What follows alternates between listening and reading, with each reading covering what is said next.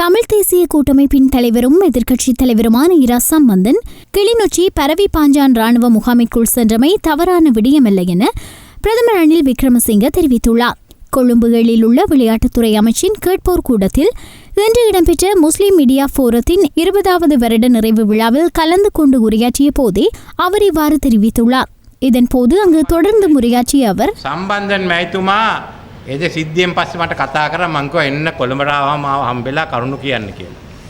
කොළඹට ආවම මං ඇහුවා සම්බන්ධන් ඔයාලට හමුදාවට බැඳෙන්න ඕනද?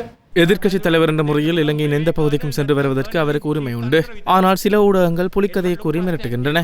சம்பந்தன் பரவி பாஞ்சான் ராணுவ முகாமுக்கு சென்றதை தலைப்பு செய்தியாக வெளியிட்ட ஆங்கில பத்திரிகை ஒன்று புலி வரப்போகிறது எனவும் அதற்கு சம்பந்தன் தலைமை தாங்கப் போகிறார் எனவும் செய்தி வெளியிட்டது. இவ்வாறான செய்திகள் குழப்பத்தை ஏற்படுத்தும். ராணுவ முகாமிற்கு செல்லும் போது ராணுவத்திற்கு அறிவிக்க வேண்டிய தேவை உள்ளது. ஆனாலும் சம்பந்தனுக்கு அறிவிக்க வேண்டிய அவசியம் அந்த இடத்தில் ஏற்படவில்லை. இந்த செய்தி வெளியானதை அடுத்து சம்பந்தனிடம் தொலைபேசியில் தொடர்பு கொண்டு ராணுவத்தில் சேரப்போகின்றீர்களா என நகைச்சுவையாக கேட்டேன். அத்துடன் விடுதலை புலிகள் மீள உருவாவதற்கான வாய்ப்புகள் இல்லை.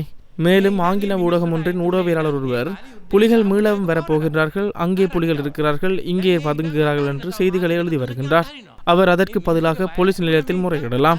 புலிகள் இருப்பதாக ஆங்கில ஊடகங்கள் செய்தி வெளியிட்டால் முன்னாள் ஜனாதிபதி மஹிந்த ராஜபக்ஷ மீது வழக்கு தொடர முடியும். புலிகளை அளிக்கவில்லை என்ற குற்றச்சாட்டையும் மஹிந்த ராஜபக்ஷ ஏற்க வேண்டி வரும். මහින්ද රාජපක්ෂ ජනාධිපතිතුමන් අඩු දාන්න මේක හරියට ඉවර කරේ නැහැ කියලා කිව්ව විදියට